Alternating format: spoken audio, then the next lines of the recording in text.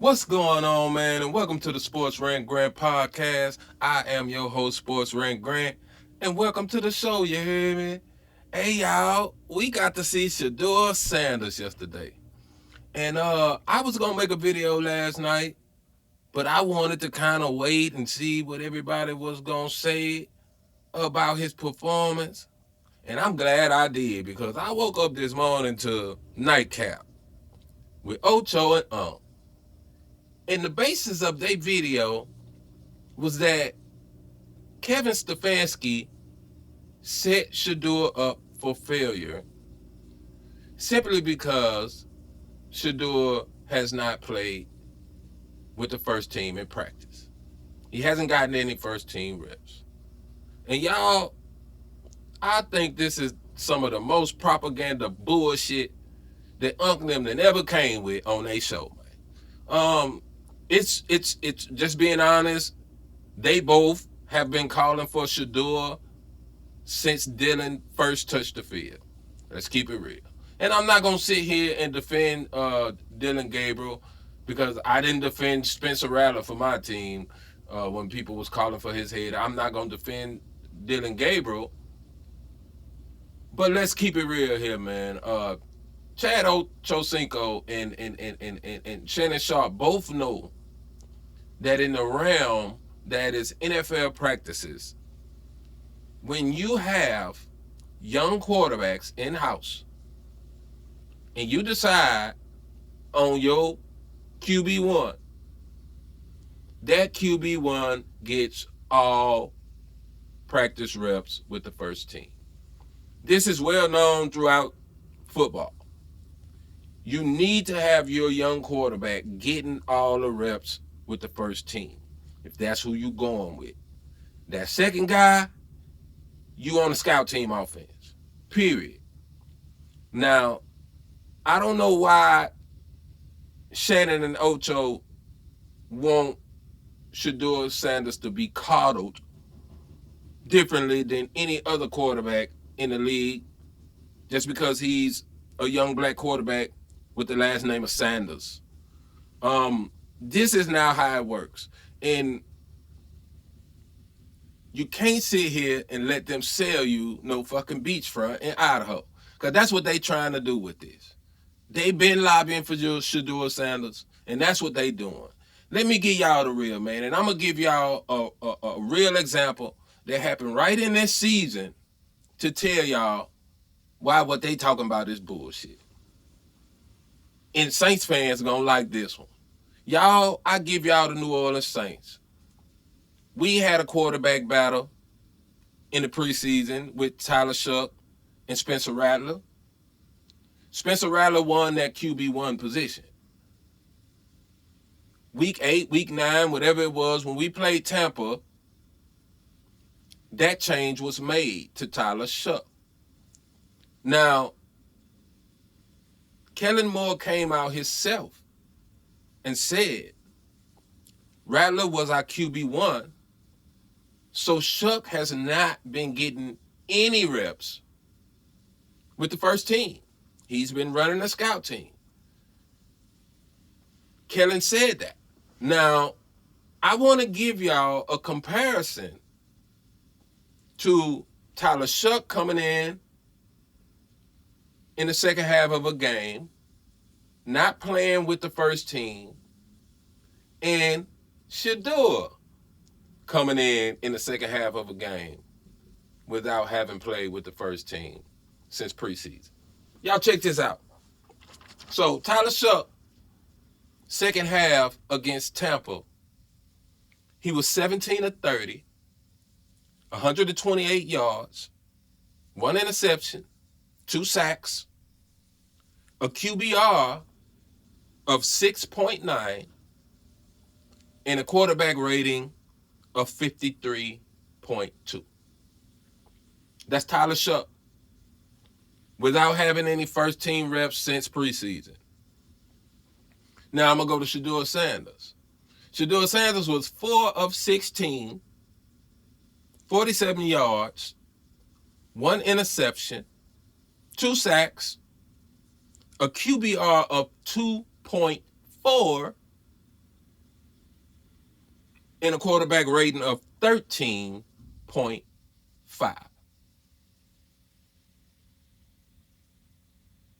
I don't have no excuses for Shedeur. I'm sorry, Shedeur was made way more coveted, and a lot of our Saints fans were saying we should have drafted Shedeur, yada yada, whoop de whoop. I ain't got no defense for Shedeur on this.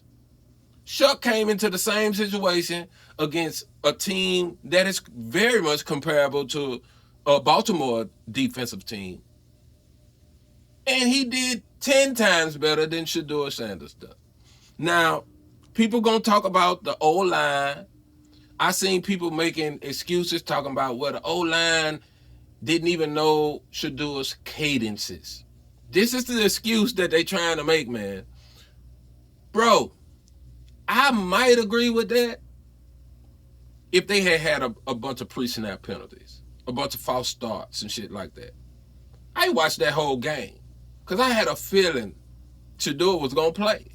But I thought it was going to be because Dillon played bad. So I skipped the Kansas City game to watch that game. Y'all, it wasn't that many pre-snap penalties. I'm not sure if I seen any false starts while Shedeur was in the game. I can't just recall, but I'm not sure if I seen any. So you can't make that excuse. Now, let's talk about his actual performance. First two passes were completions. And we all know that those were give your young quarterback some confidence going into the game. Mind you, Cleveland with Dillon Gabriel was winning this game. Okay, so Shedeur gets two good completions, first two passes, and then comes the incompletions.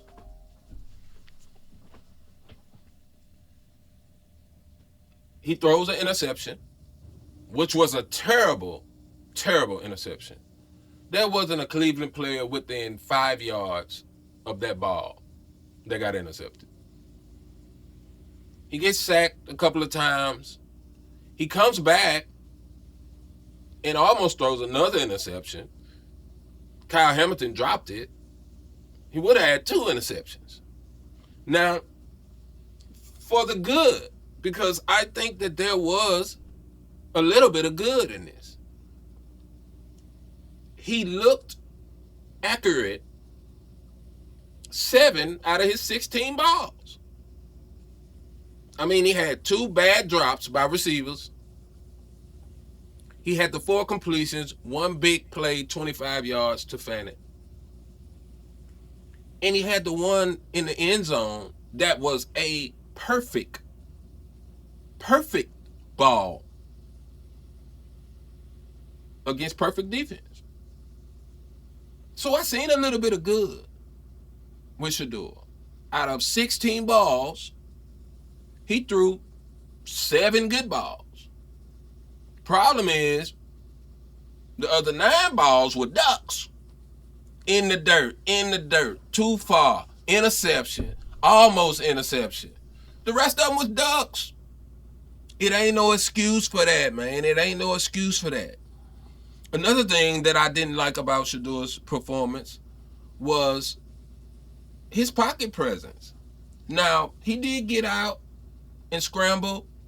I think he had three scrambles for about 16 yards. I will clap to that. We all know Shedeur wasn't built to run. We all know he wasn't built to run.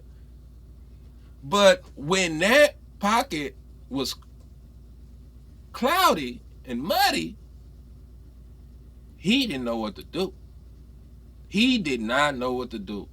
And I think that that's even more of a big deal when Shedeur played with 2 of the worst offensive lines in all of college football. You know what I'm saying? You would think that he would know how to kind of maneuver and get up out of there and make some shit happen. And y'all, he couldn't even do that. He couldn't even do that. Now, I'm not 100% down on Shedeur Sanders. I have been critical of him and his dad in the past. I'm not 100% down on Shedeur Sanders, but I tell you what, I'm screaming hallelujah that my Saints didn't pick him. I'm screaming hallelujah that my Saints didn't pick him. Because he didn't look good, man. Like I say, I ain't 100% down on him. But he didn't look good, man. He don't look good, man. We got to stop making excuses as black people, and I'm talking to my black people. We got to stop making excuses for our black people when they just not getting the job done. Look, I don't give a damn who cooked the cookies. If they ain't good, I ain't eating them. Straight up like that, man. Anyway, I am Sports Rant Grand, man. Like and subscribe to the channel. Tell me what y'all rate Shedeur performance, man, because I'm rating it an F. And, a lot of people could get some blame, but Shedeur, to me, get the most blame. He looked bad. To be honest with you, he looked bad. Anyway, man, y'all tell me how y'all feel about Shedeur Sanders in the comments. And I'm gone, man.